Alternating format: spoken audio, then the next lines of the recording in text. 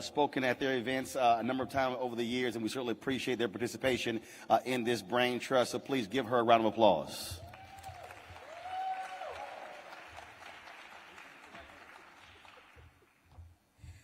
Thank you so much, Roland. Good morning, everyone. Or we say, good morning, Compto family. On behalf of the Conference of Minority Transportation Officials, our Board of Directors, chaired by Ms. Tanya Adams of WSP, our 37 chapters across North America, it truly is my privilege to bring greetings. For 51 years, before equity, diversity, and inclusion became buzzwords, Compto has worked to serve as a steadfast advocate for minorities in transportation. And for the past 15 plus years, Compto has been a proud partner with the CBC on this Transportation Braintrust. We would be remiss if we did not take one moment to acknowledge the steadfast support of the late and great Representative Elijah Cummings.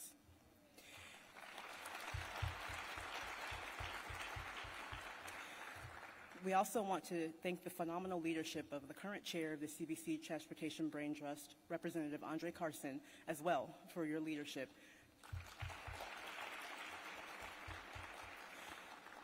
And also our Secretary of Transportation and your outstanding team of administrators and deputy administrators at the DOT for championing equity.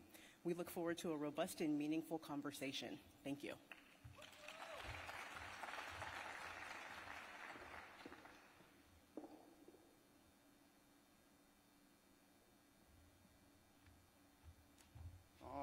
Then we certainly appreciate it. Thank you so very much. All right, folks, we're going to kick things off, go straight into it with our main event. Put your hands together, please, for the initial session that we are going to do. First and foremost, the person who is the sponsor of this session, he hails from Indiana. He is a great brother. Followed his mother in Congress, and he's his own man, and I always get a kick because he likes to send me text messages while I'm live on the air. I said, do I text you while you're at work? I'm just messing. Put your hands together for Congressman Andre Carson.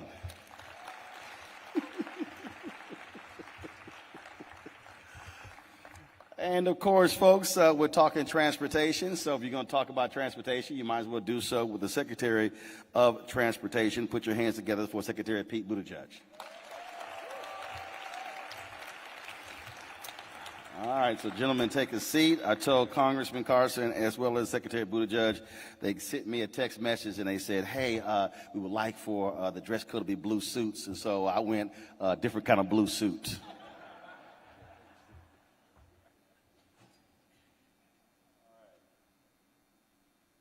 And testing, there we go. All right. That was a great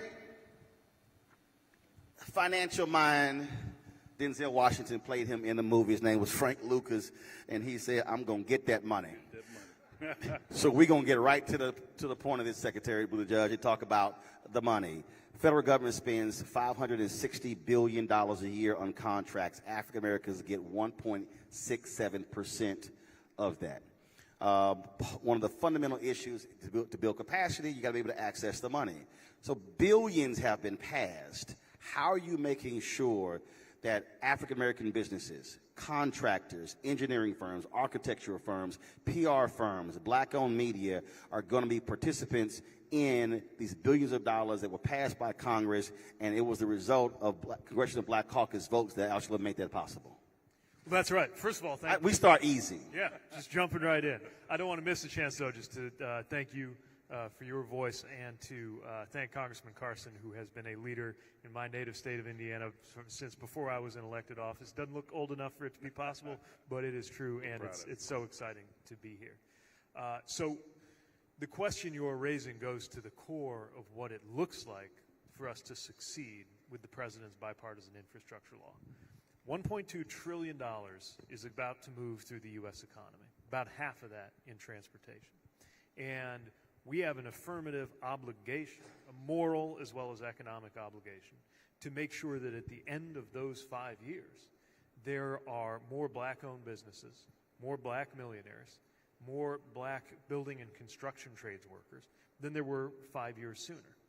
We know, and Compto in particular has a lot of expertise in this, we know that transportation spending and investment, when it's done right, can help build up ladders to opportunity. We know that from historical examples, like Atlanta.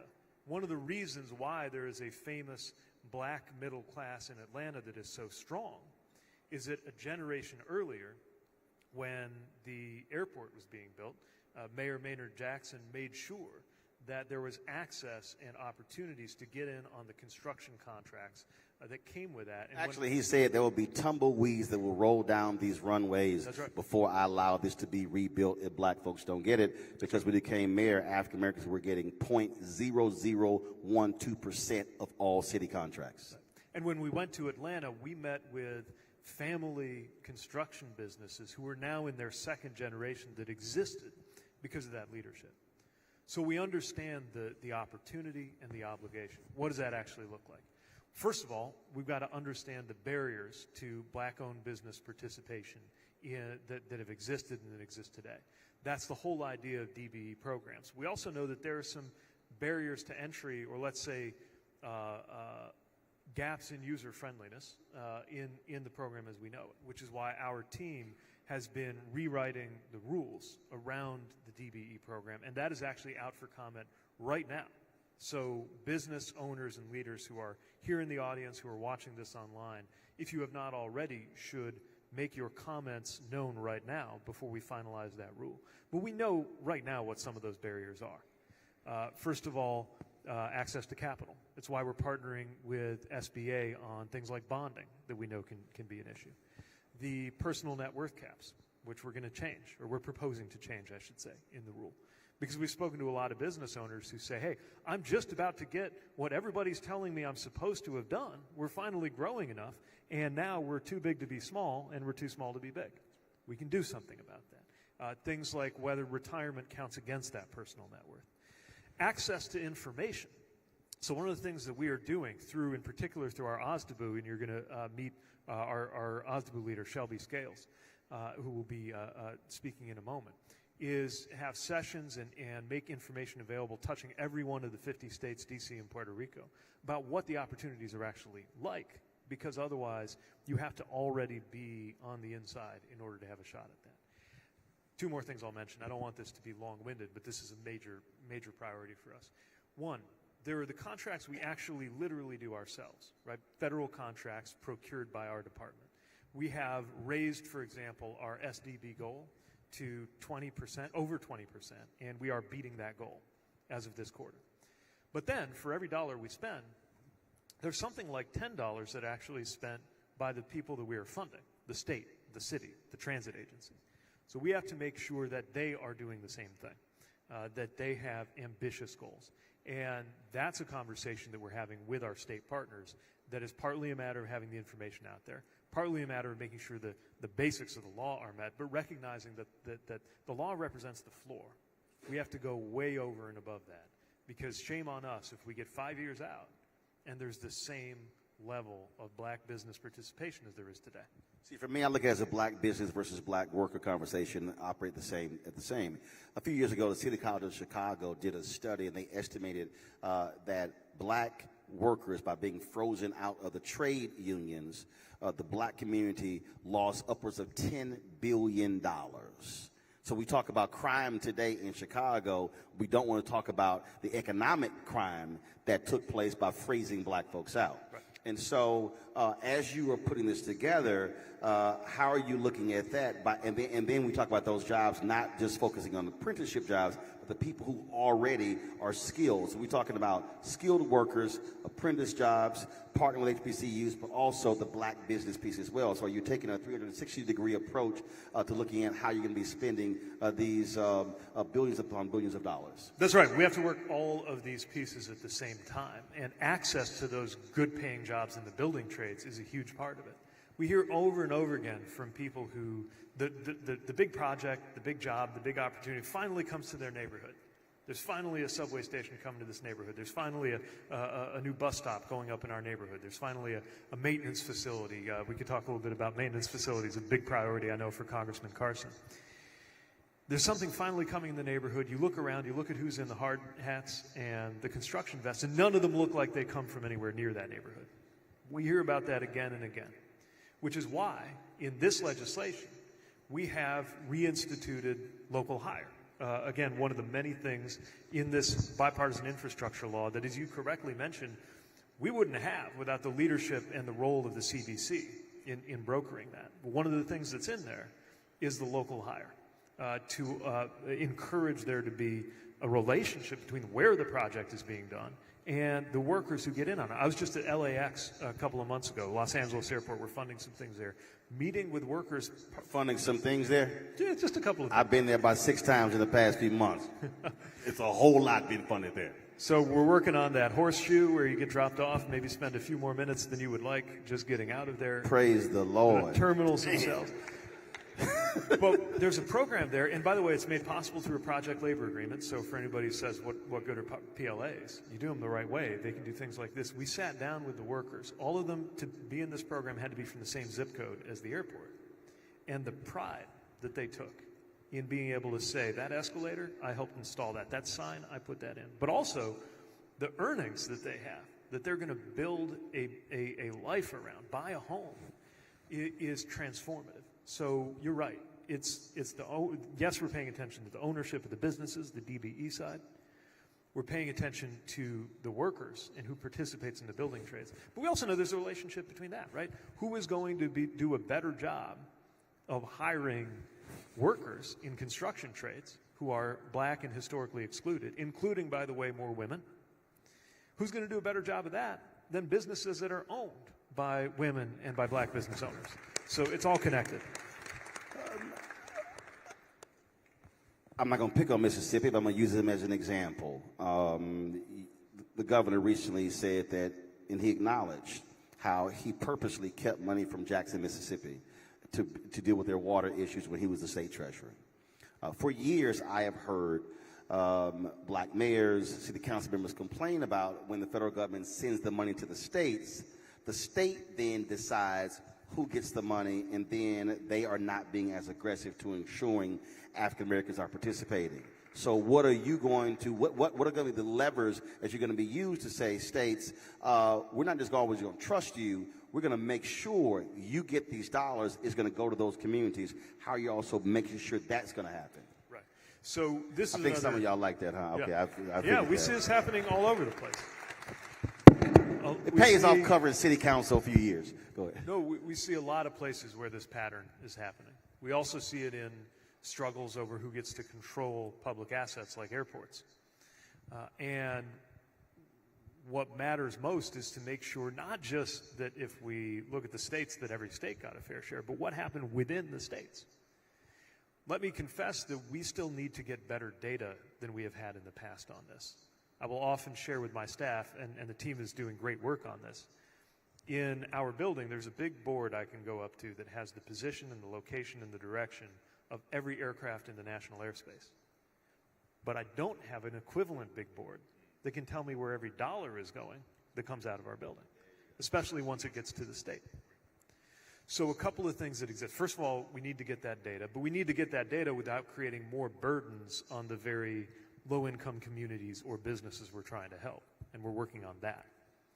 It's also the case that this law is written in a way that supports communities. So we have a lot of funding that, of course, does go through the state, and we're having a conversation with the states through AASHTO and other organizations about how to make sure that that's going out in an equitable way. But also you can come straight to us. And I have had the experience of being a mayor trying to get resources, maybe not always on the same page as the governor in my state. You might remember who was governor of Indiana when I was mayor. And so we have that direct... Actually, we tried to forget, but go ahead.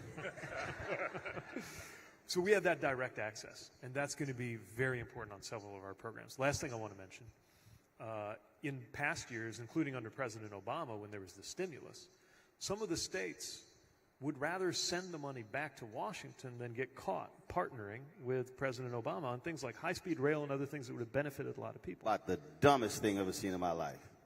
So, yeah, we agree.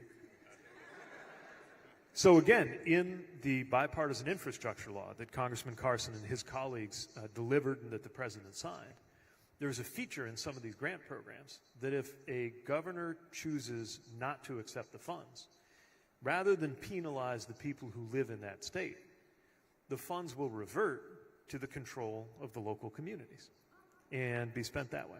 And we find that has a remarkable effect on states' willingness to cooperate. Absolutely, absolutely. Congressman Carson? Yeah, thank you, Roland. Thank you so much. It's always a good time with Roland Martin. You know, for those of you who aren't subscribed to his YouTube channel, please follow him because he is bringing the funk.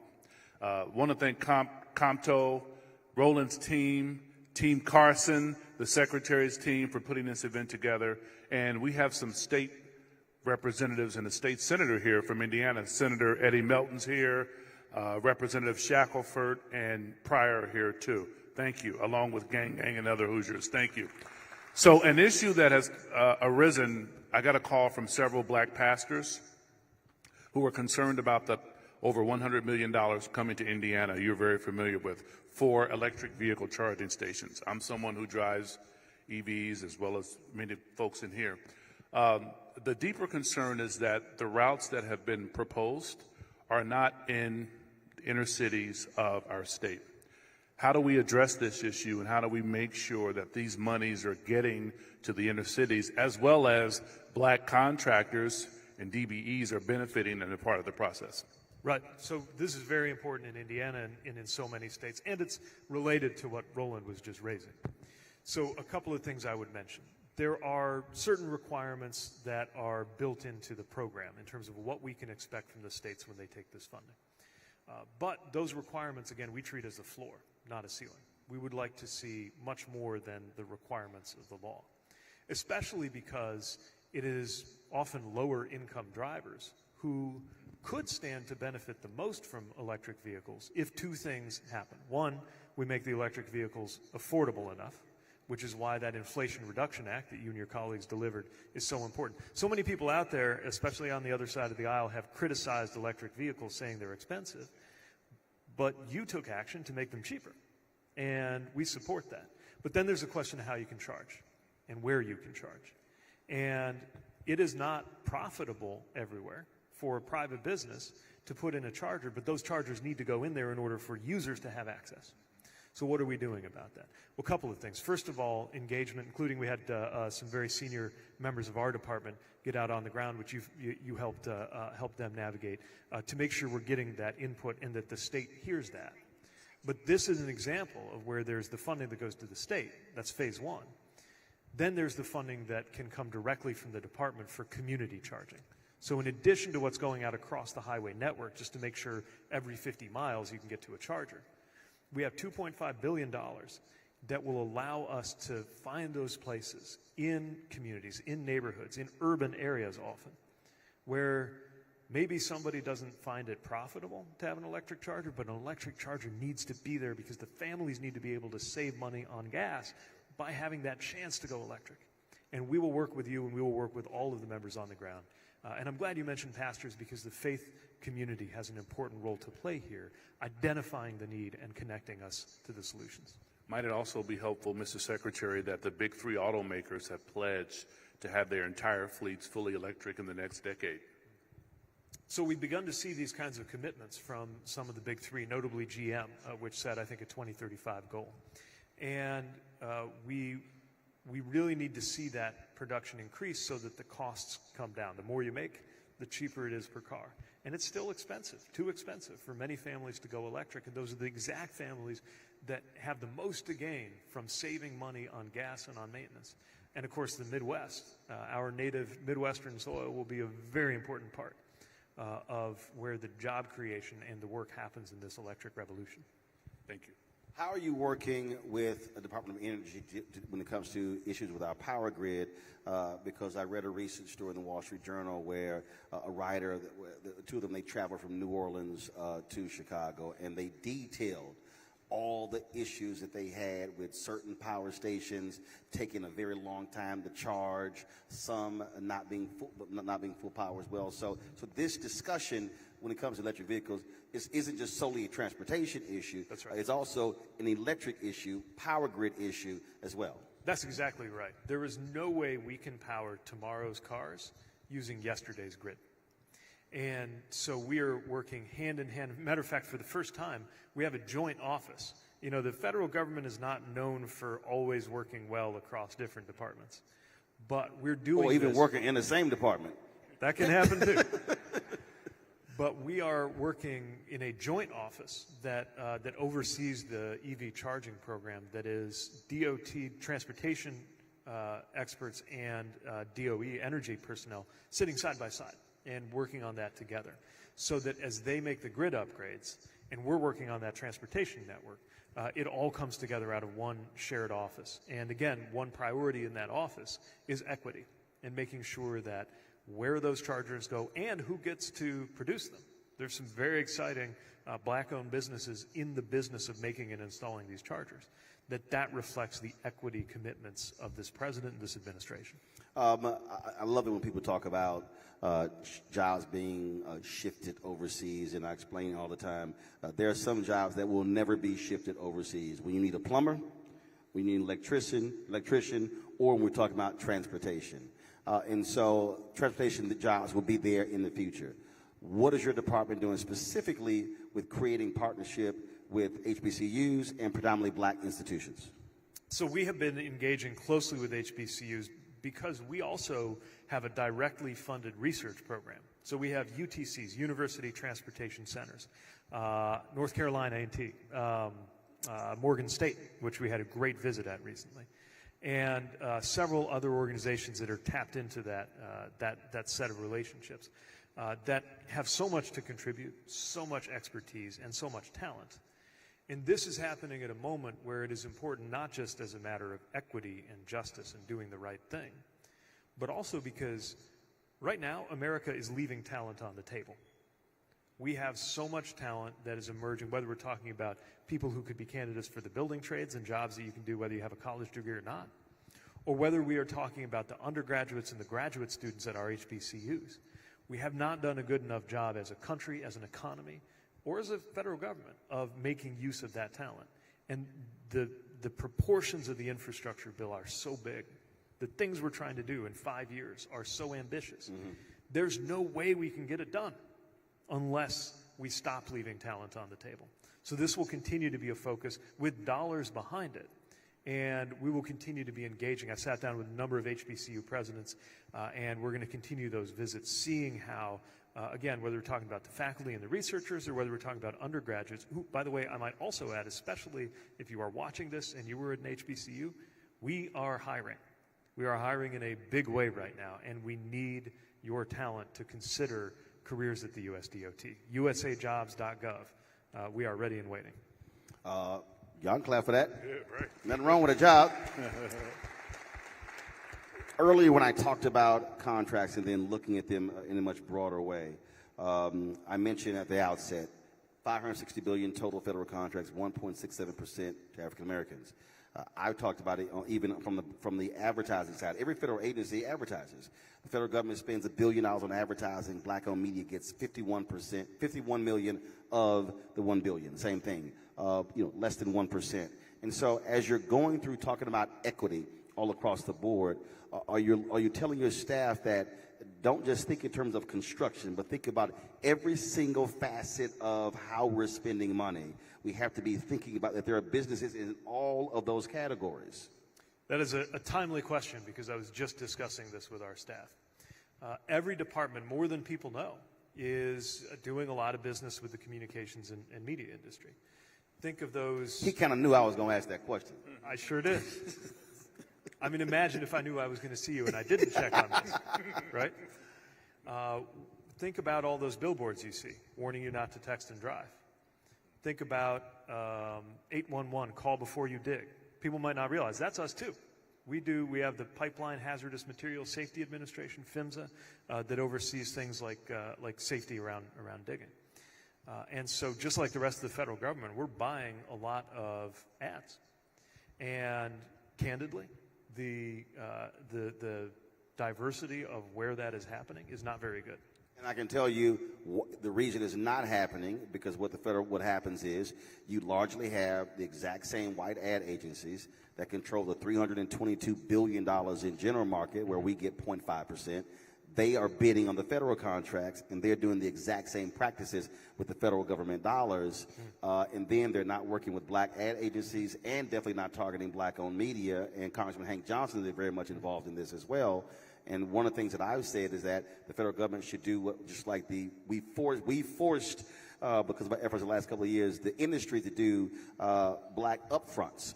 Because what happens is in our business, literally 80% of the media money is handed out in the upfronts, and we are never invited to it. And then 20% is handed out in the second upfront, which we're never invited to it. So we get the money in what's called the scatter market, which is in November and December. And so they control those federal contracts. We should follow up on this because it's not just about doing the right thing, but again, also it's about meeting our mission. We have seen, for example, that some of the biggest problems that we face, like safety. Safety is the fundamental mission of our organization more than anything else. The DOT exists because of safety. And right now we have a lot of pedestrians and a lot of drivers getting killed on our roadways. And there is a racial gap in terms of who is hit the hardest by that. Black and brown pedestrians, passengers, drivers, and also in tribal communities in Indian country. So you would think that when we have a safety message that we need to reach everybody with, we would need to partner with the people who have demonstrated that they are most effective in getting that message out. You would think. To the communities that are most impacted. Yep. So we're taking a look at this right now. Now, as you know, many of these contracting opportunities, they get locked in for 5 years at a time.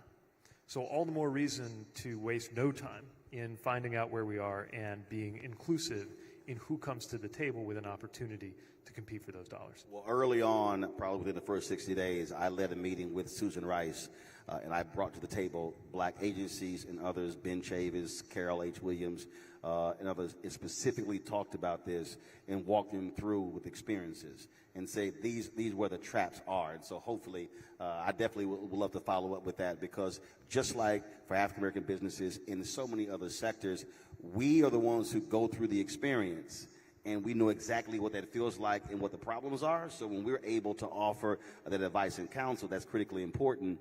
And so you mentioned that open period, folks can weigh in. Yes, until about mid-December, I think. One of my colleagues might tell me the exact date. Oh, October. All right. All right. We just have a few days left then. All right. Go to transportation.gov, look up the DBE rule. Just do it today. Then you won't have to. They go where? Transportation.gov or regulations.gov, right? And look up the DBE rule for the Department of Transportation's work and make your voice heard. All right. Congressman, you have anything else before we shift to our second panel? Let's rock and roll. October 31st. All right. You have a month. You have a month. Thank you, team. You know, I'd be remiss if I didn't ask my DOT colleagues to be recognized, just because a few of them will be on the panel, but some of them won't. Could anybody who's here from the department just stand up just for a moment so folks know who to talk to with questions as you're out in the halls? Great.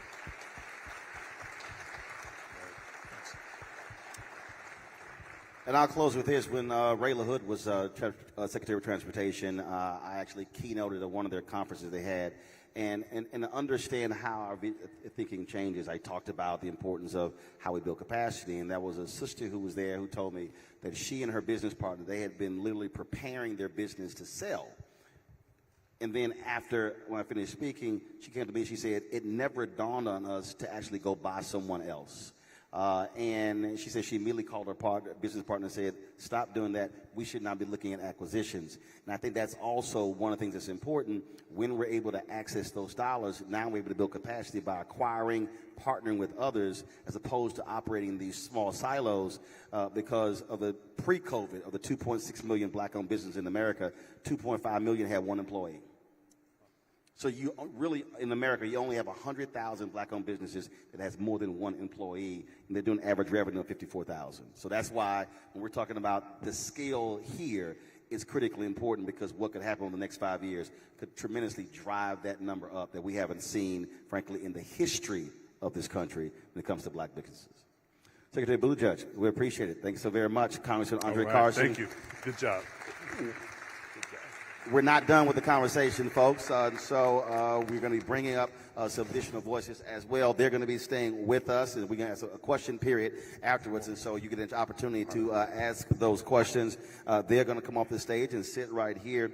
What I want to do right now is bring April Rye back to the stage. April, come on up.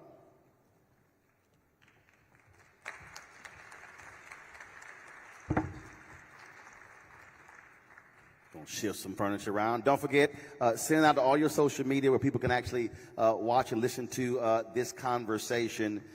It is critically important. Go right ahead.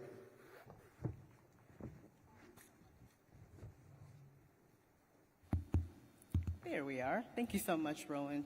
And can we give another round of applause to Representative Carson and Secretary Buttigieg, please?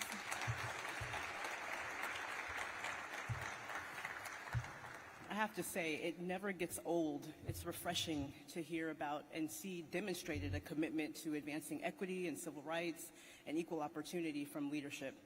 And we all know that in order to take full advantage of this once-in-a-generation funding opportunity and ensure that, as one of our COMTO members calls it, the trickle-down trillions make it to the most vulnerable communities and disadvantaged businesses, it's going to take all of us, all of you in the room. And as I think about the National Roadway Safety Strategy and this ambitious goal of reaching 0 fatalities on our nation's roads, that disproportionately impacts Black and brown Americans who have the highest traffic rate fatalities. And we know it's going to take all of us to make that shift. We need a culture shift. Can I get a quick raise of hands in the room? Has anybody ever read Malcolm Gladwell's book, The Tipping Point? Has anybody read that book? Yes. I was thinking about this idea of the tipping point. You know, when an idea crosses a threshold, tips and spreads like wildfire. Gladwell talks about these different groups that have superpowers. He talks about mavens. They provide the message. They share the knowledge. He talks about connectors. They're the social glue. They spread the message. They galvanize people. He talks about salesmen who have the skills to persuade those who are not easily convinced and tell great stories. To seize this moment and this opportunity, we have to all work together. It takes all of us to get there. COMTO is committed to working with all of you and bringing all of our years of experience, over 51 years, and a vetted community of transportation practitioners and small businesses, agencies, private sector organizations, who are all equity champions to inform the approach, to get it done, to galvanize all of the key stakeholders, and to get innovative in bringing together non-traditional partners like equity associations and advocacy groups, HBCUs, to seize the moment, this opportunity. And really, in the end, it's going to benefit all of the underrepresented and underserved communities that we all care so much about. So we're really excited to get into this panel discussion. Turning it back to you, Roland. All right, folks, let's bring our next panel up. Shelby Scales, Director of the Office of Small Disadvantaged Business Utilization, the Office of the Secretary. Shelby, come on up, please. Brad Mims, Deputy Administrator, Federal Aviation Administration. Veronica Vanterpool, Deputy Administrator, Federal Transit Administration. Keith Benjamin, Associate Administrator for Highway Policy and External Affairs with the Federal Highway Administration. All right. Get your seat. You got the microphones there. Just make sure all those microphones on as well. I'll throw this out this way, and the conversation we're having is what I dare say for our communities is not what I call a sexy conversation. It's not a highly energized conversation, but I started this off by saying we got to deal with the money. And I think what has to happen is we've got to reframe folks' understanding of how we're able to impact communities. When you look at transportation on a federal, state, and county, city level, it's arguably one of the largest budgets out of all the departments out there. And people go, okay, I don't really see what the big deal is until you hit a pothole. Until you're complaining about a new highway being built, until you actually want something being built or constructed. And so that's important. So I'm going to do this here first because you represent different areas. And I'll start with Veronica, okay? So we got these different agencies. So Federal Transit Administration, folk don't know, What y'all do? Good afternoon, and thank you for the question. The Federal Transit Administration is the grant-making agency. So we give money to all of your communities, to your transit systems to operate buses, rail, trolley, ferries, streetcars. We help move our communities throughout the United States. All right, so I'm trying to understand. So, Keith, that's Federal Transit, Federal Highway. What y'all do? Well, good morning, everyone.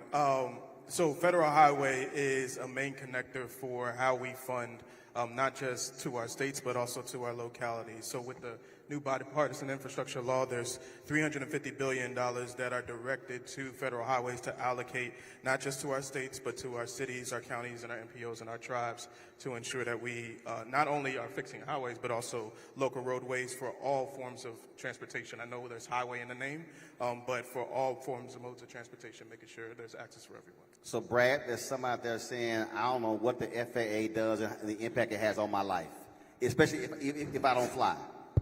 Well, if you fly, you should know what goes on at that. Oh, you know I know. So, I'm TSA pre-clear. Oh, I know y'all real damn well. I know all y'all rules.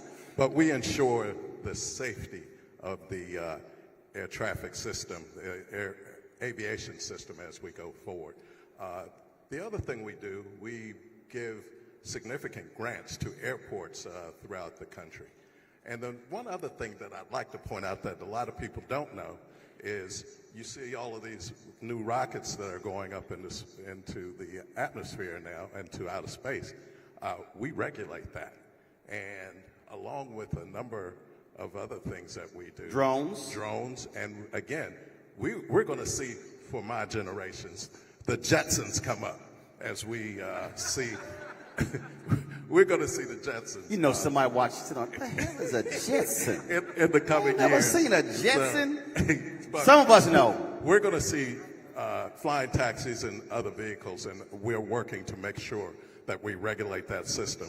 And then the other part of it is air traffic controllers, and then we have inspectors for our aircrafts as we go forward. Shelby, DBE utilization. What's that? What is that? We are the arm of the Secretary's office to ensure that we are providing supportive services, we are providing access to capital, that we are working with all of our OAs to create a pathway for small, competitive, ready businesses. So we do a lot of technical assistance, and we also do a lot of community engagement to make sure that our entities are aware of our opportunities, but also our small businesses are aware of those opportunities, and they know what the pathway is to get engaged with the bill. So, Tracy, there's somebody, again, who's watching who's going, okay, Compto, how do you impact my life? Well, for 51 years, COMTO has been advocating for minorities in transportation. So we all use transportation. Transportation connects our life. It connects us to economic opportunity. And COMTO is here to make sure that it is fully accessible and safe and reliable for minority communities. So individuals can become members, organizations can become members, and we are intentional about connecting all of those ones to make sure that transportation can truly be the great connector for everyone in America. So I'm going to throw this out to all of you, and who wants to jump in and answer the question. No need for me to call upon you. I've covered city government, I've covered county government, and so I've seen it in state and federal as well. And what often happens is policymakers, they pass laws, but they're not the ones who are actually executing what actually gets done. There are folks who are bureaucrats, people who work in these agencies for years, folks who are appointed as well. And so within your capacity, within your areas, how are you making it clear that what Congress passes then goes to the agencies, doesn't get bogged down in BS and typical bureaucratic logjam? And how are you also, because I know you're dealing with, how are you also, we call it moving folk to their own divine good, moving people out of the way who are blocking the kind of progress that we needed, that we need to be able to achieve the goals to have diverse communities getting dollars, black-owned business, things along those lines. And so how are you making sure that happens and is top of mind every single day? Anybody can start. If I can start out, and I will tell you this, when I got back to the FAA as deputy administrator, because I had served during the Clinton administration, the one thing I was shocked about was Audio. Can y'all please increase this mic? Go ahead. one thing that I was shocked about was in our DBE programs, and again, they have bundling, and what bundling is when your acquisition organization puts a bunch of DBE contracts together, and they put them onto a contract that goes to a very large firm, and that firm has the ability to. Okay, so let me do this here. I'm the media person. All right. All right. Here's what happened. Under Republican administrations, see, I can do this. Under Republican administrations, Yes. they create large contracts. So if you're black owned or minority owned, you cannot bid on the larger contracts. Under Democratic administration, this was Maynard Jackson did when he was mayor of Atlanta. Right. They broke apart the prime contracts, created smaller contracts. You'd be able to access it because the rules are also written that you cannot bid on a prime contract unless you've been a prime contractor before. Well, if it's so large, you can never bid on it. So when you break it up, because the one time I become a prime, I now can bid on primes in the future. Absolutely. Okay, go ahead. And then what we did, I made it clear to our acquisition shop that practice should stop. Let's wind it down. And in the process, we have worked to put people in place. We have a great brother who is running our DBE program, Marvin Poindexter, who's here. Marvin, if you can raise your hand at the FAA.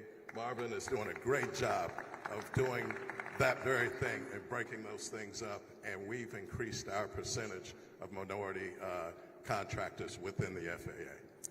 Let me also give kudos to FAA because one of the things that they've done policy-wise is change their acquisition management system to expand our small disadvantaged business set-aside. So small businesses can come with their smaller projects that he has unbundled. First of all, when you say small businesses, we also, excuse me one second, I want you to finish that, but we need to also be clear how the federal government classifies small businesses because we might think it a little bit differently than how you classified it. What is small? Small is based on your NIAX code based on SBA standards. So SBA says, depending upon your industry and the code that's assigned for the work that you do, it will assign you a size standard. So DOT exercises the SBA small business In size some standard. places, again, small business is considered 500 employees or less. So we might think that's large, but that's also categorized as a small business. That is correct. Go ahead. That is correct. So the other thing that FAA has done as well has increased their threshold for small disadvantaged businesses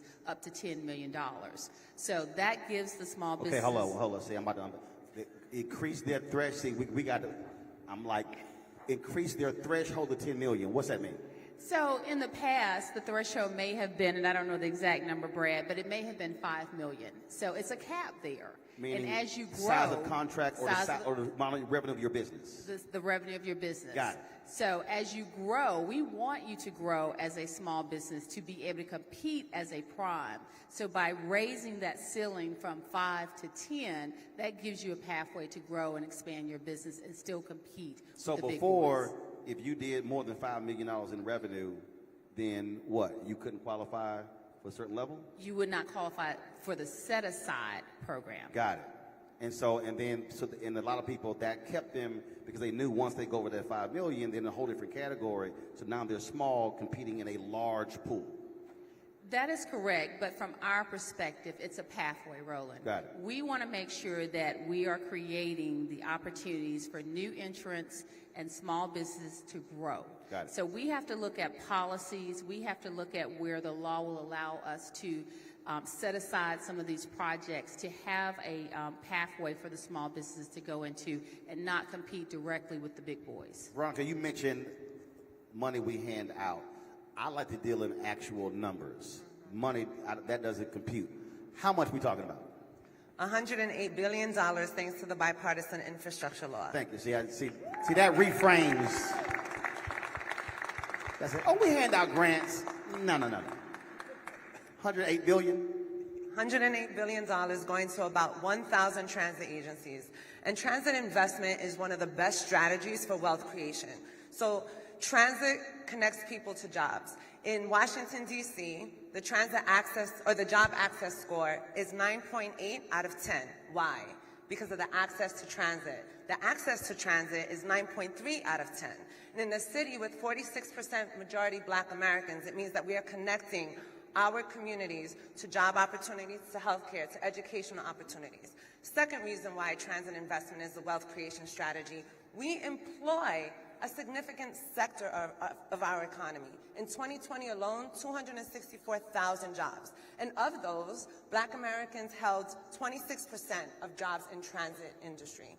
We are so supportive of investing in our workforce that FTA, Federal Transit Administration, stood up a year ago a transit workforce center.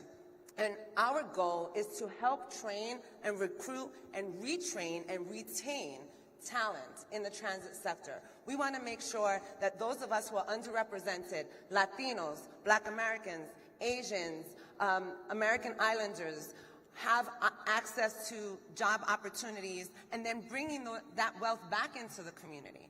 We are underrepresented in certain areas of the transit sector, so the Transit Workforce Center is making sure that we are employing and solidifying the next generation and creating sustainable livelihoods. And the third point that I want to make is we are fostering wealth creation by making sure through transit investment that our communities are healthy and livable and safe and walkable. And what does that mean? That means we're spending less money on healthcare, more money on investments, more money in our families, more money in our communities, and less money on those polluting industries and some of the environmental and social justice burdens that many of our communities have been dealing with. And when you say those 1,000 transit agencies, they also can have DBE programs dealing with a variety of businesses. And so we look at it just on the federal level, but we talk about federal level, again, state, county, city, the dollars that all across there, and in making sure that those local agencies also have the same kind of initiative that you have on the federal level. That's absolutely right. So there's about 43,000, and Shelby will correct me, DBEs in the United States. FTA, through its billions of dollars of investment, is supporting the generation and the creation of new DBEs. So there's currently 73 DBEs for fiscal year 21 that have been added. One unique element of Federal Transit Administration's DBE program is that we require transit vehicle manufacturers, so those that are producing and manufacturing the buses we see in our community, the rail cars we see in our community, we require these transit vehicle manufacturers to have a DBE program. So this is it manifests through all these different levels of government. FTA's recipients are state departments of transportation, city departments of transportation, and transit agencies and metropolitan planning organizations, depending on the type of grant that it is. So we are ensuring that through these prime contracts, there are also subcontracts that are reaching the community level. Keith, when we talk about DBE, so there are a number of people who are certified. Okay, so here's my question. I own 100% of my business. I'm black. Why do I have to prove that I'm black as a business owner? Well, I think one of the things that we've been conscious of. Some of y'all like, damn, really went there? Because that's an arduous process for a lot of businesses to go through to have themselves certified when I'm pretty certified black. As am I. So I think one of the things that's been critical for federal highways, especially with the amount of money that's been entrusted to us, right? 180 billion here, 350 billion with us, is not just like, to your point of Republican versus Democratic, but what we do within our system of how we function as an agency, where it's in our regular formula and DNA of how we address small business and DBE businesses. One of those things is in the guidance that we provide. So what folk may not know, $8 to every $1 is how much money is going to formula versus discretionary. For all of our formula money that goes directly to states, there's guidance that goes along with that money. Here's how you should spend this. Here's the things we want to make sure that you're engaging in. Here are the top line issues that we want to make sure, whether it's with partnership, whether it's with small business, specifically DBEs and otherwise. We do the same on the discretionary side. You look at a program like Reconnecting, where we specifically have in there as their eligibility, ensuring that they're working directly with DBE businesses or they don't rank high to be able to get those dollars. So we've been intentional on that because that goes further than whatever time we are as appointees. The other thing is Federal Highways has a division office in every single state and a local technical assistance program in every single state and territory. We've changed their work plans to stipulate that a part of their work plan has to be working not just with small businesses, but with DBE, minority-owned, women-owned businesses directly. That's a part of their work plan. They don't meet their threshold of being able to get their funding to function unless they're meeting that. So I think for us, it's not just what can we do within our appointed capacity in our time that we have, but also how are we weaving this into how the agency, the department at large works, whether we're here or not. Last question for all of you to answer this here. And when I was in Illinois, when I ran the Chicago Defender, the state, Illinois came in, they did a presentation for the Legislative Black Caucus. And they were going through how many dollars were going to different groups. So we're sitting there, and they listed women, they listed African Americans, listed Asians, Latinos, went down the whole line. And I said, well, I'm curious. I said, if you're a black woman, are you in the women category or are you in the black category? And they said black. I said, well, you're a Latino woman, or you Latino? Which one? They said Latino. I said, so really that W should be white, should be WW, white women. So from a department standpoint, and that was actually the highest one. And the fact of the matter is, the greatest beneficiary to any DBE program, any affirmative action program in American history has been white women. How are you ensuring that that doesn't continue to be the case? Because we do know for a fact where you have white men who are putting businesses in their wives' names. They're not even running them. So how do you make sure that is not happening and that the money is going to truly diverse? Because when DBE was started, it really meant black, but diverse then began to get flipped. And so how do we ensure that is happening, that African Americans, Latinos, Asians, Native Americans are getting the resources and it's not going to white folks? So I'll start, and I'll say that our secretary mentioned the notice to propose rulemaking. Does everybody know that that is due on October 31st? You must go to the Federal Registry and enter in your comments about modernizing the DBE program. So to that point, you can go there and add any comments. How much space y'all have? We have a lot of space, and we're looking for your comments, Roland. We really are. And we have to respond to those comments. I'll say that. The second point there, this is a once-in-a-lifetime modernization of the DBE program. We must have all sectors, including associations, respond to the challenges that the DBE program bring to us today so that we can consider those recommendations and modernize the program and make our changes. Second to that, thank you. Second to that, what our office does is we make sure that you're ready, willing, and able to compete regardless of what category you're in. We make sure that you have access to capital. We make sure that you have bonding. We've teamed up with MBDA and SBA as well to bring their resources to the table. Our job is to not only present to you the opportunity, but also prepare you to be the most competitive, regardless of whether you're Black, American Indian, or et cetera. So please lock arms with us and join us in that effort.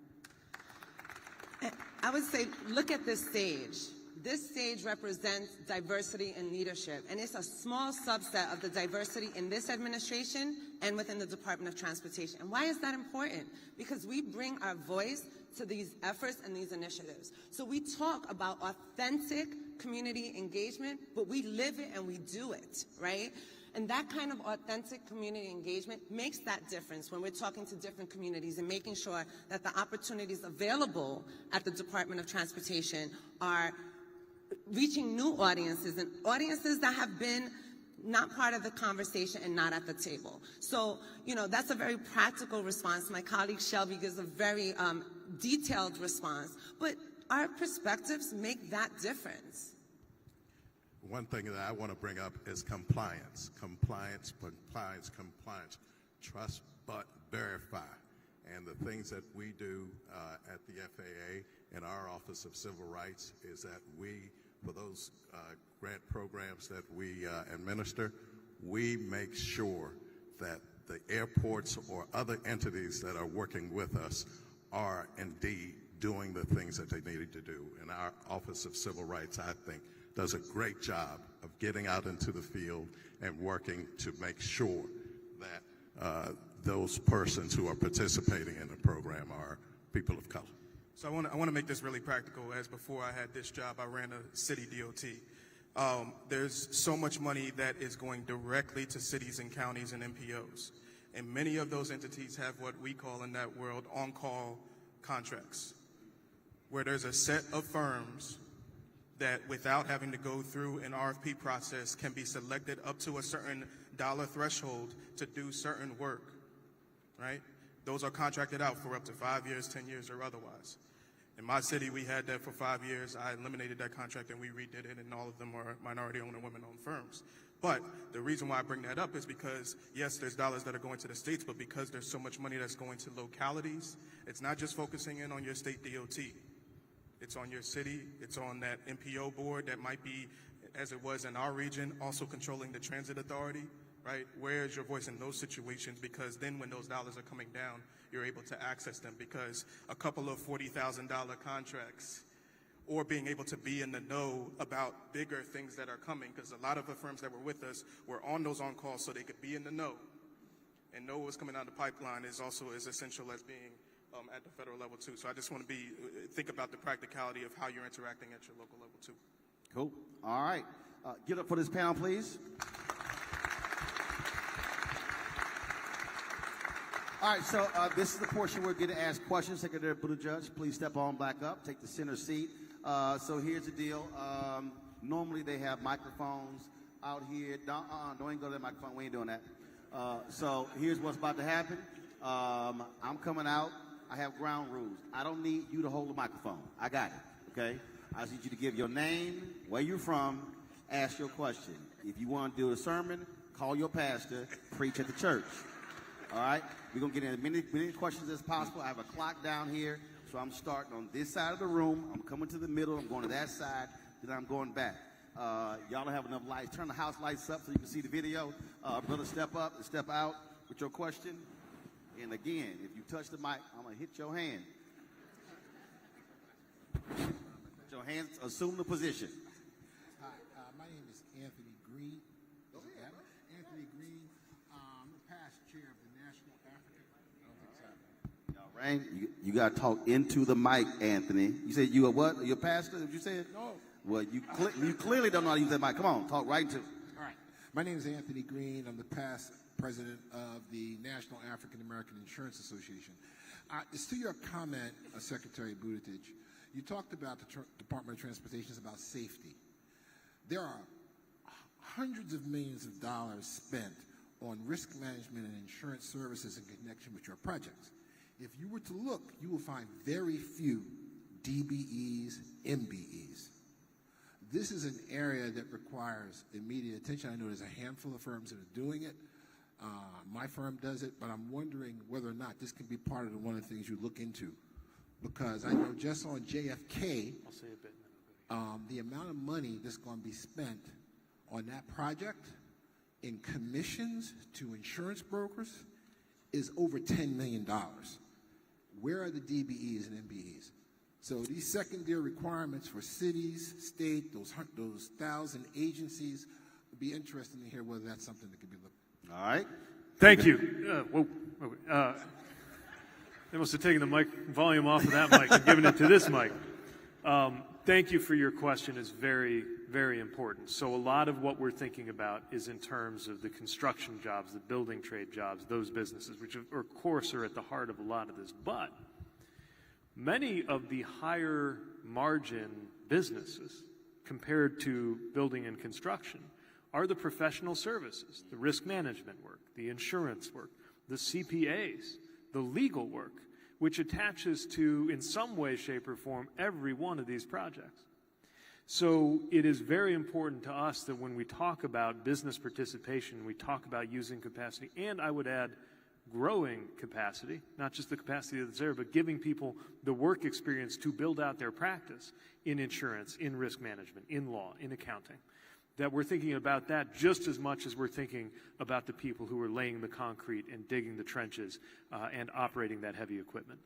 Now, my colleague Shelby earlier mentioned those NAICS codes, right, and how much specificity we have so that the policies can tell the difference between the categories. In other words, does our system see into the specifics of all the different business opportunities that come with a contract or a project? So I'm going to turn to her in a bit to talk a little more about that. But I'm glad you raised that because we're very attentive to the fact that, yes, we're talking about construction, engineering, architecture, but professional services are an area where we can absolutely grow more opportunities for black-owned business. Shelby, I know you and maybe Shelby, others work on this then a lot. Brad. Yeah, I second that as well. And I would also add our Director of Office of Civil Rights, Irene Marion, and her team are also doing a number of community of practice trainings. Stand up, Irene. Stand up. Yes, Irene, stand up. Our fearless leader, doing a number of trainings of our DBE, what we call liaison officers at the entity level, to make sure in the goal setting that they're also looking at these professional services opportunities to set goals on as well. We are also working very closely with SBA to make sure that our surety agents and our bonding agents are also minority and small business providers as well. Question? Good afternoon. Julie Harris with the Council. Julie, put your hand down, Julie. Julie, I got this, Julie. Julie Harris with the Council of Black Architecture and Engineering Companies, and we are a collaboration of black-owned businesses that are in the consulting, engineering, and architecture phase, which we know is so vitally important to have inclusion at that level on these projects. With the goals being set on a lot of local projects, 3%, 4%, 2%, we barely have an opportunity to interject ourselves in the leadership of these projects, which is key and critical to make sure that the whole ecosystem of black and brown-owned businesses are a part. If I'm part of the leadership, I make some of those decisions as to what trades get on those projects. How are we going to ensure that the black-owned consulting, engineer, architecture, and construction management firms are part of this process? Because when they set the goals, they tend to look down at the trades to get their spin or make their goals. So what are we going to do about that? And before you do that, shout out to Congressman Donald Payne Jr. who just walked in. Go right ahead. Julie's my good friend, and you have to hold those state and local government entities' feet to the fire, and you have to be an advocate for whatever you're doing. And Julie, you know this. We have worked together on this very issue. But with your transit authorities, with your airport boards, you have to go and be a squeaky wheel about these very issues. But also challenge the elected officials who are over those boards, who appoint those boards, those members. Absolutely. Yep. So I'll just leave it there. Because once you send your guidance down, then it goes to them. Their job is to then comply. So you got to have the local pressure. All the pressure can't be just to the federal level. Go ahead. Thank you. Julie, one of the challenges that Federal Transit Administration sees is a lack of very specialized transit experience, right? So one of the ways that we are trying to encourage this greater leadership amongst DBEs and women-owned DBEs is to support and encourage partnerships with transit agencies to develop that expertise, because we need expertise in architecture, for example, and we don't want firms such as you all to not have the opportunity because you're lacking the specialized experience, but making that partnership can then bring you into that opportunity. So go ahead. No, you go ahead. I think one of the things too, and I'm glad that Compto is here, is there's so many new companies that are popping up that are minority-owned, women-owned, and otherwise, but by not know about the certification process or otherwise, but they're doing amazing work. Just a couple weeks ago, we met with a minority-owned firm that's working out in the Midwest around EV charging. They're all under 30. They started the company about 2 years ago. Just yesterday on a panel, we found out there's a young man who's doing truck emission data analysis in Illinois right now, but he didn't know about the certification process. He didn't know that that's something where he could tap in to be able to access, and I think that's where the federal government can come in to support.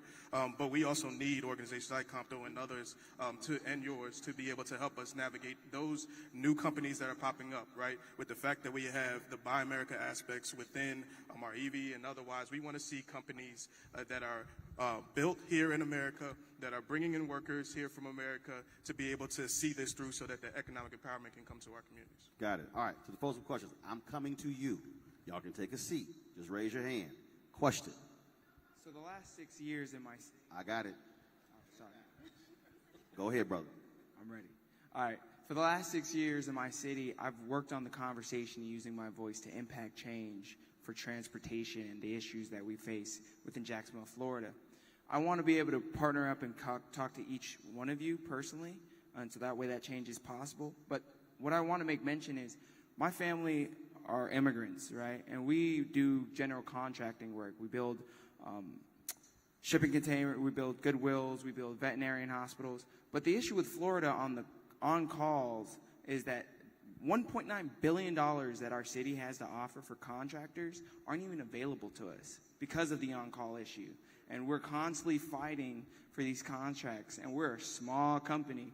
So not having high talent on the other end of not having good employment makes it very difficult for you as a black-owned business, as an immigrant business, an individual trying to make another start, makes it very difficult. And the cost associated to it, to get the insurancing, the licensing, and to compete against the other guys are just unfair. What's the question? I'm here to use my voice to connect with you. There is no question. It's that I want to be the change that you want to see. So, go ahead. I'm here to connect with you right after our panel. Please come see me. All right. And can I just go ahead? Can I just mention one other thing in response to that? So in addition to making sure that we're paying attention at the federal level to issues like that on-call piece that you talked about and seeing what we can do on that, I think what you're raising about your local experience in your local community gets to an important point, which is we're all leading at the federal level, and we're going to do everything we can with the tools that we have. But so many of the most important decisions are made closer to home, and your voice closer to home is extremely powerful, right? For anybody to testify in Congress, you have to actually be invited, right? Congressman Carson's got to invite you, or Chairman, how you doing? Representative Payne's got to invite you. Somebody in Congress has to invite you. We're very glad you're here, by the way. Thank you for joining us. So often in a city council environment or even a state house environment, as Representatives Shackelford and Pryor and Senator Melton know, you just show up. So we're here to talk about the federal side, but I hope no one underestimates the power of speaking up at the local side where so many of these spending and contract decisions actually get made. Right. I'd love to share really quickly, too. I want you to go to comptonational.org and check out our Jacksonville chapter. Very, very strong advocates and leaders that are ready to support you on exactly what you just spoke on. Their information is right online. Please reach out. Question over here. Thank you so much for the opportunity, and I really appreciate your comments, Secretary Buttigieg. I am Shanice Bennett, a CPA who serves on a legislative committee with the National Association of Black Women in Construction. And the question that we have is there are a lot of dollars that goes to the political subdivisions, not necessarily the state departments from FTA and others, but they are not participating in the DBE programs. So what we want to know is how can we at NABWIC, the National Association of Black Women in Construction, help to support our Black women in construction and other DBEs get access to those grant dollars that are not through the state departments. All right. Who wants to take that? So I bet my colleagues would have a lot to say about this. One thing I would mention is I think your organization can play a vital role in connecting the dots at some of the convenings that we're doing, and I know Compto is a big part of this too, like those billion-dollar events that you do, the Connections Marketplace events that we do, that Shelby's team leads, so that we can make sure those connections are made. And what you can, especially when you got those folks who haven't figured out how to plug into that certification process, or it's one of these agencies, maybe a transit agencies that goes across state lines, and you're certified in one state, but you're not certified in the other state across the river, and you don't know how easy or hard it'll be to make that happen. We would love to get the National Association of Women, Black Women in Construction as plugged in as possible with those events that we're doing where that happens. But I know my colleagues might have more to say about that. And I'd love to lift up our regional offices. We have 10 regional offices throughout the U.S., and the value and benefit of our regional offices, they have the local context and the local knowledge to engage with associations and transit agencies. They understand what the federal requirements are. They understand what some of the challenges and the bottlenecks are. And they're really our connection at the federal level to you all at the more, the state and the local level. And invite us to your listening sessions, hold a listening session. Encourage us to partner with you on a listening session so that we can continue to take some of the challenges that you are specifically encountering, then we can think together on some solutions, and then we're reaching an audience and different stakeholders through you as the conduit. Question over here. Hi, I'm Nick Wharton, President and CEO of the Charlotte Area Fund, Mecklenburg County's Community Action Agency. And so our job is to lift families who are truly disadvantaged out of poverty. One of the means that we use is a workforce development strategy. And so we provide training in national certifications in HVAC. We provide CDL training, broadband fiber optics technicians. No one else provides that in the whole region of Charlotte. But I'm also very pleased to see Ms. Scales up here, because in her previous life, she awarded our agency a highway construction academy, and it's still running. So my question is, how do we strengthen that program? How do we really reduce the complexity of administrative details, but also strengthen the funding? Because it's a really powerful program. So I'll just turn that over. Shelby, you can answer if you like, but certainly the Secretary can. So the short question is, how do we get more money for our academy? Got it.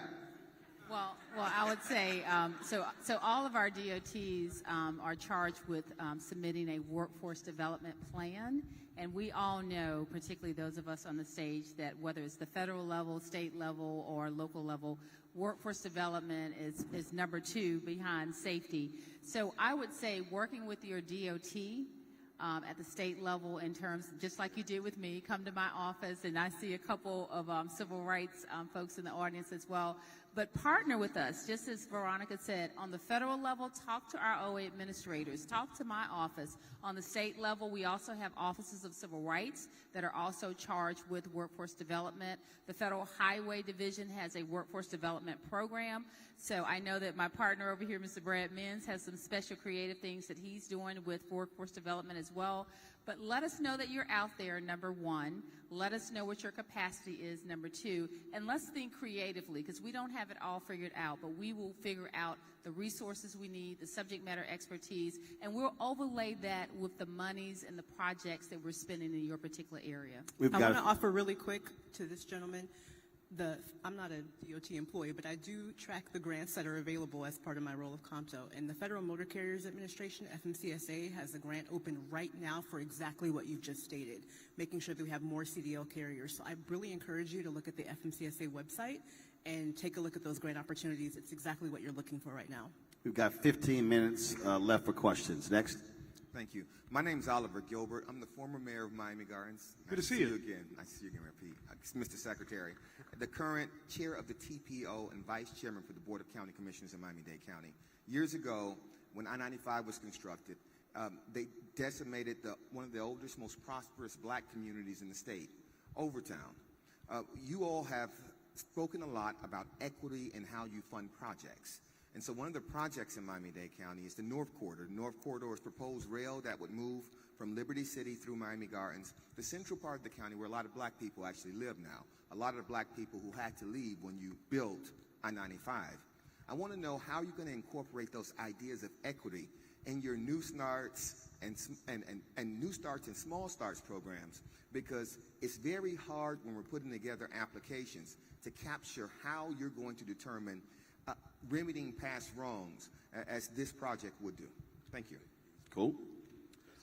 So since the former mayor noted an FTA funding program, New Starts and Small Starts, which is part of our capital investment grants program, I want to just jump in and take this question.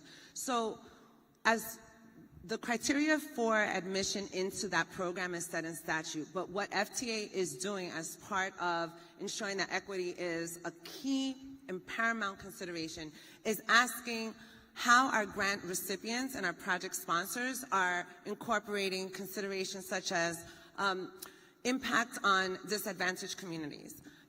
What impact does it have on climate change? What impact does it have on affordable housing? What impact does it have on those experiencing poverty and those experiencing homelessness? And we're taking that and that information from these grant applications, and we're thinking differently about how we are making decisions and the funds that we're awarding. Also, we use our Title VI tools as a very useful strategy to make sure that the projects that are coming are adhering not just to that as a federal requirement, but also NEPA. And NEPA is looking closely at the environmental impacts that any of these projects may deliver, both benefit and positive and negative. So we are utilizing both our laws, our policies, and our statutes in addition to adding new considerations into how we're thinking about these projects. Let me mention one other thing, and Mayor, it's great seeing you. I'll always answer to Mayor. I'm sure you always will too. Once a mayor, always a mayor.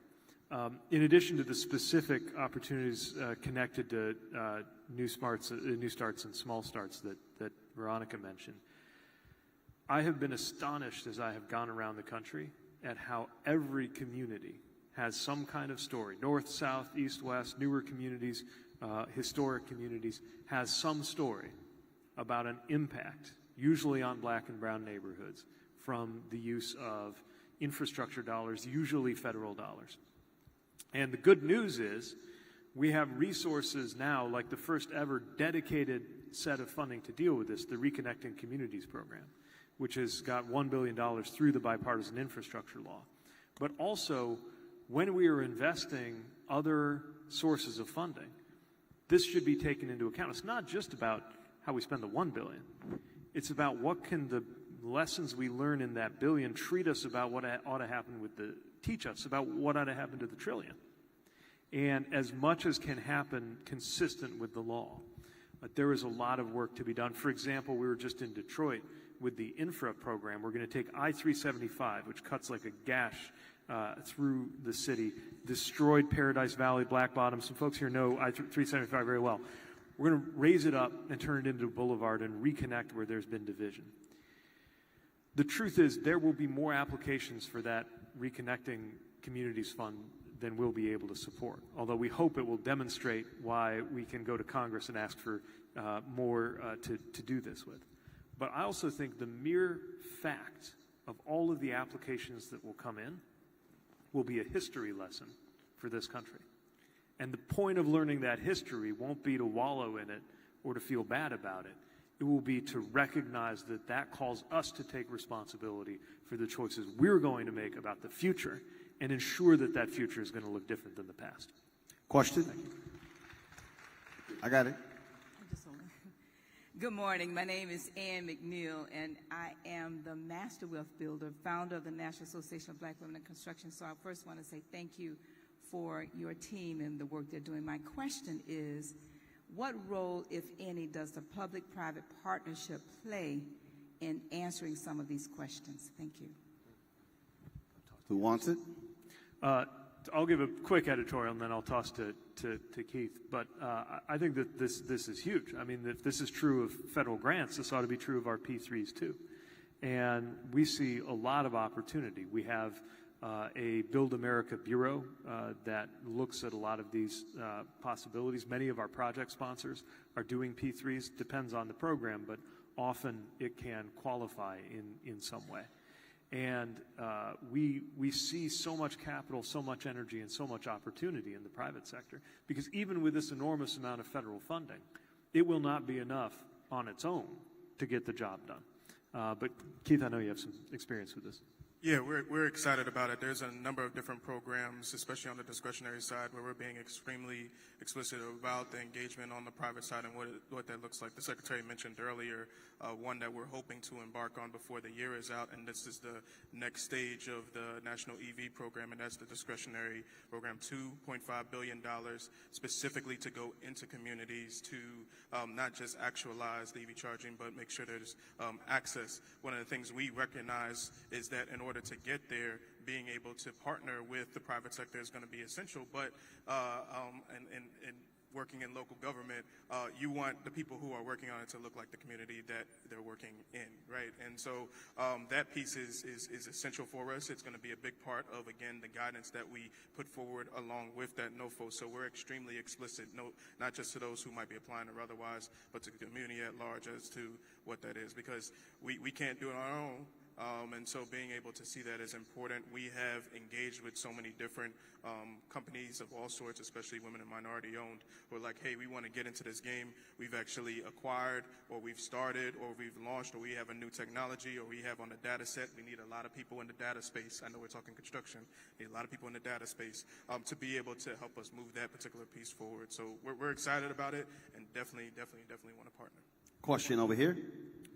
Eric Hendrick, Delta Airlines, Director of Pilot Outreach. I control all the pilot hiring at Delta Airlines. Less than 2% of the industry are black pilots. In the next 10 years, I will hire 8,000 pilots. We have created a diversity pipeline with Hampton University. We're in the process of creating a diversity pipeline with Elizabeth City State. And next month, we're doing a visit to Delaware State University to increase our pilot pipeline for African Americans. What we do is try to decrease the two largest barriers to entry, exposure and finance. I'm asking you today to help us because airlines cannot do it all ourselves. Can we please get some funding for our HBCU programs who are creating pilots for the next generation? You ought to call Florida Memorial because they're actually creating a Black Pilot Initiative as we speak. Because Barrington was one of the first graduates in that area. Okay? All right. Who wants to? Yep. Come on, Mr. FAA. All right. Eric, thank you. And I'm glad that you raised that issue in terms of the larger workforce issue. And I will say that I was down at Delta Airlines this week, and we spoke quite extensively about the challenge as we're going forward. We're looking forward to working not only with Delta and the larger carriers to have them come up with a commitment to deal with the whole issue of pilot shortage, but making sure that minorities get into the workforce to become pilots, technicians, and others who are in the aviation industry. Aviation industry jobs pay very, very well, and I want to make sure that as I'm going forward to work to increase what we already have a budget for, roughly about $10 million, to deal with the whole issue of developing a stronger pipeline to get young minority students into the aviation industry. And the other thing is we want to see many, many more women come into our industry as we go forward. So look out for us. I'm going to be working with Eric as well as the other larger carriers to deal with this issue as we go forward. And Mr. Secretary, I know that you share that sentiment as we go forward as well. So yes, I want to lift up the work that you and FAA are doing, and this is top of mind for us. We need a more diverse cockpit. We need more women. We need more black pilots and technicians, as you said, and especially at a moment when we need more pilots, period. Again, this country cannot afford to be leaving any talent on the table. This was a top topic when I was at OBAP a few weeks ago at the Organization of Black Aviation Professionals, talking with many people whose stories included not realizing that they belonged in the cockpit until they saw somebody else there. One person started an entire academy in Compton using the municipal airstrip there, Fly Compton.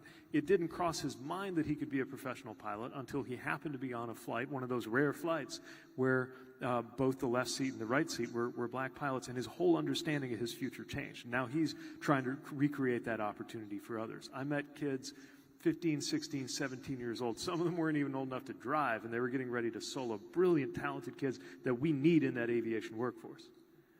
Now, part of it is, of course, the responsibility of the airlines, but we recognize the responsibility to stimulate and support that. And we have to face how much cost is a barrier for these pilots or would-be pilots. And they fall into a gap where it's not the kind of apprenticeship for, let's say, the building trades where we can get the pay for training throughout that period.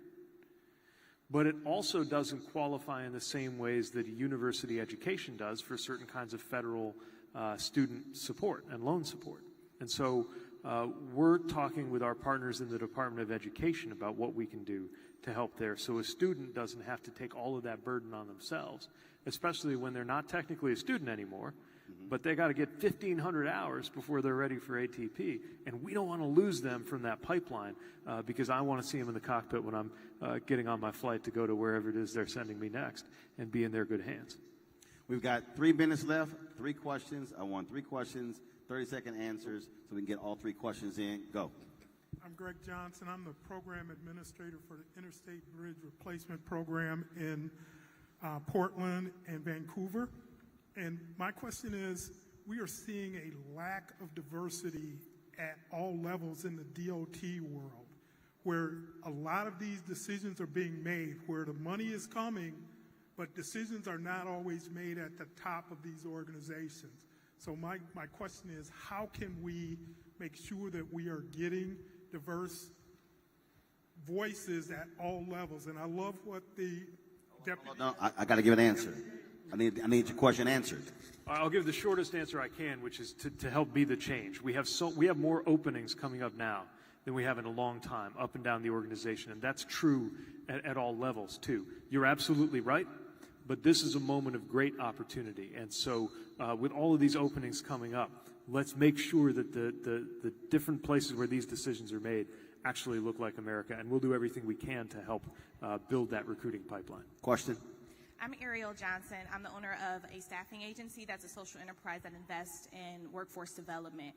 My question is in regards to quality assurance. We talked about the efforts to increase the talent capacity within colleges and universities. Before the workforce development initiatives for disenfranchised communities, those individuals who are not at colleges and universities, can someone explain to me the efforts in ensuring quality for those workforce programs and making sure we're adding to the capacity for training those individuals? Do you want to maybe talk about the low-no bus just as an example of where we're directly doing workforce?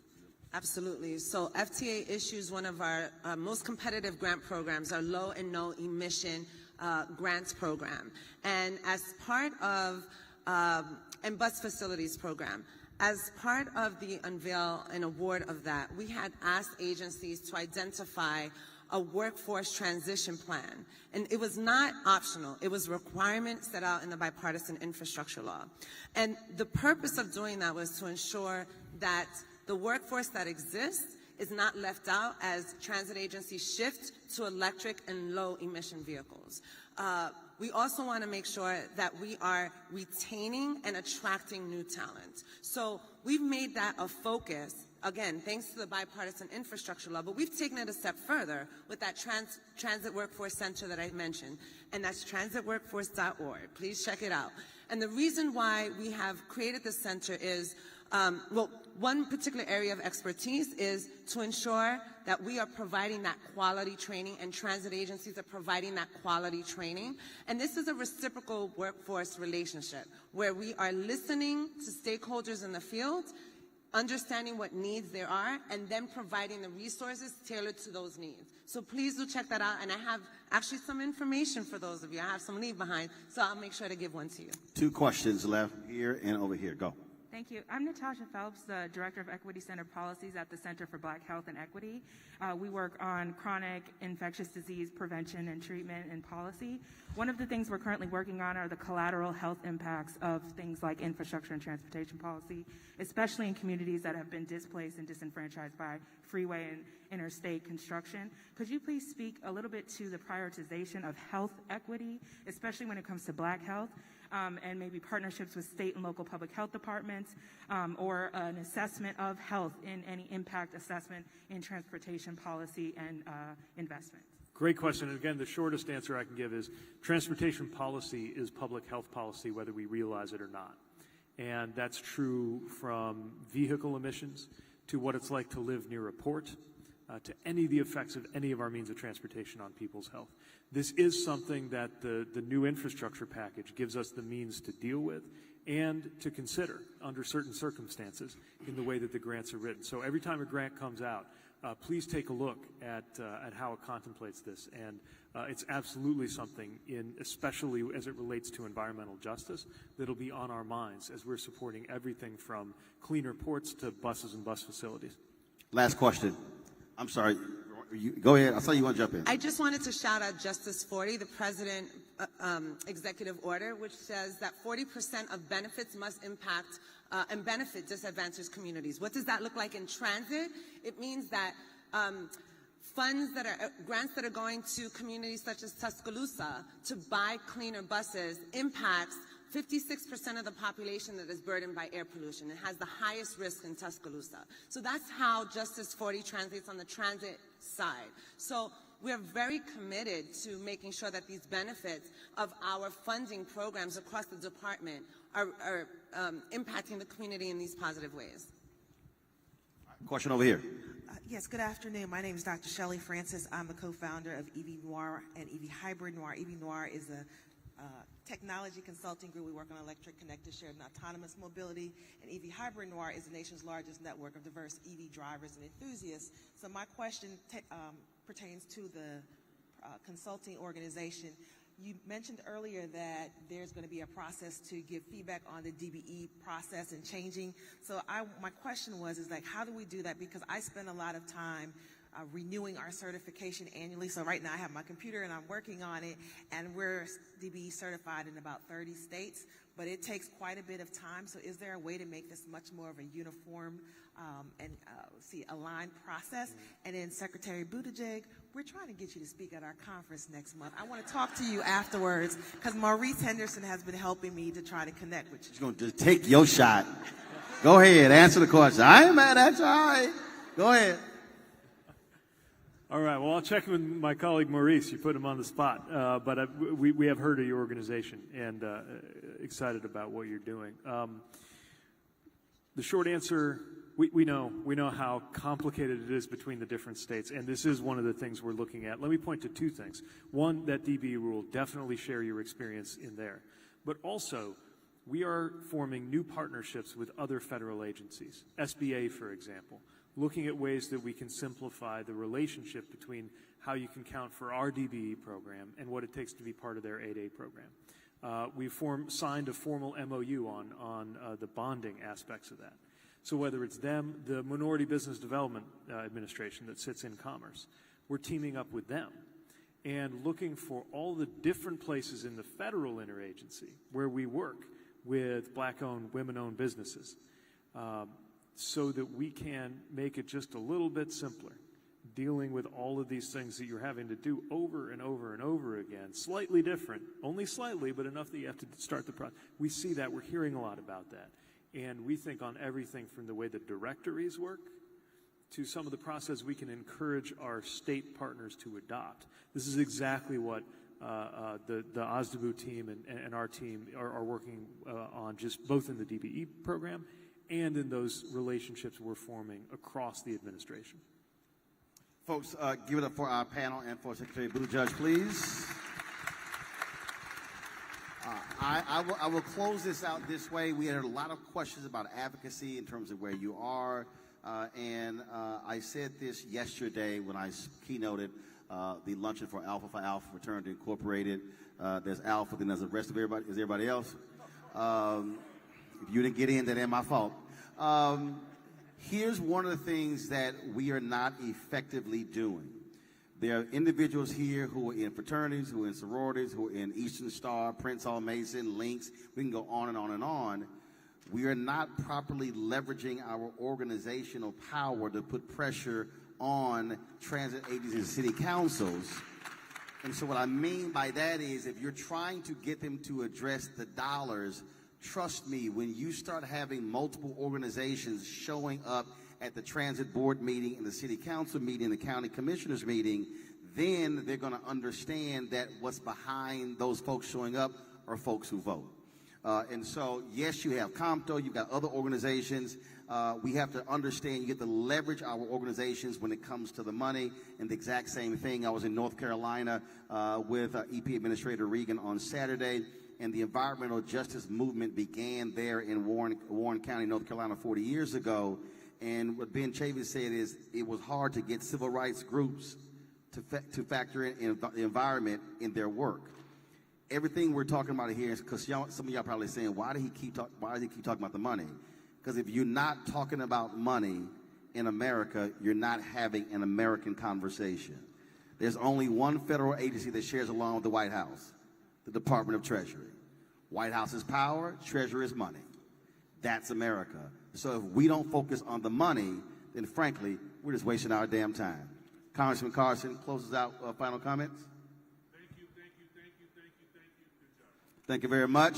All right, we're going to take a group photo, so you come on up, please. Congressman Payne, you come on up, please, as well. Taking a group photo. I'll be outside after this signing copies of my new book, White Fear, How the Browning of America is Making White Folks Lose Their Minds. Y'all know I ain't lying.